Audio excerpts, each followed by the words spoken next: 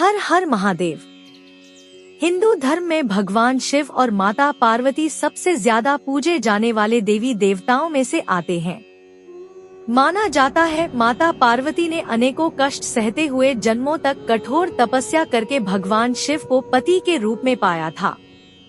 मान्यता के अनुसार अखंड सुहाग और पति की लंबी उम्र के लिए माता पार्वती का व्रत किया जाता है और माता पार्वती के साथ भगवान शिव की पूजा की जाती है।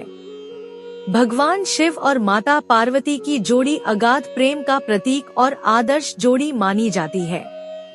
लेकिन एक बार भगवान शिव माता पार्वती से इतने ज्यादा नाराज हो गए थे कि उन्होंने माता पार्वती को श्राप तक दे दिया था। आइए जानते हैं ये पौराणिक। माता पार्वती ने 108 जन्मों की घोर तपस्या के बाद भगवान शिव को पति के रूप में पाया था। माँ पार्वती का भगवान शिव के प्रति अगाध प्रेम था। एक आदर्श पत्नी की तरह माँ पार्वती भगवान शिव की सभी बातों का पालन करती थी और जब भगवान शिव कुछ बोला करते थे तो उसको पूरे ध्यान से सुनती थी।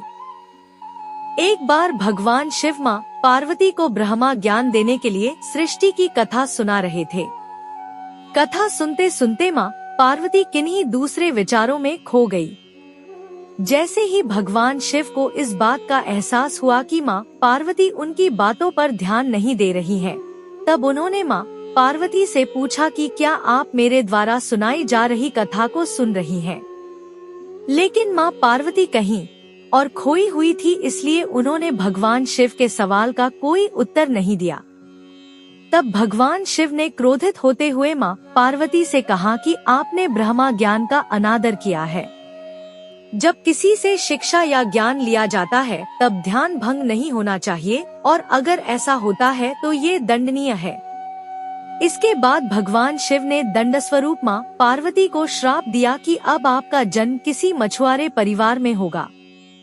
माँ पार्वती को अपनी गलती का एहसास हुआ पर तब तक काफी देर हो चुकी थी और भगवान शिव उनको श्राप दे चुके थे। अब दुख में डूबी हुई माँ पार्वती मछुआरों के एक गांव में पहुंची। इस गांव के मुखिया की कोई संतान नहीं थी। एक दिन वो मछली पकड़ने के लिए तालाब जा रहा था, तब उसको रास्ते में एक पेड़ के नीचे एक कन्या बैठी हुई मिली जो कि वास्तव में कन्या के रूप में माँ पार्वती थी। वह नन्ही कन्या पूरी तरह से वहाँ अकेली थी, उसके साथ कोई भी नहीं था।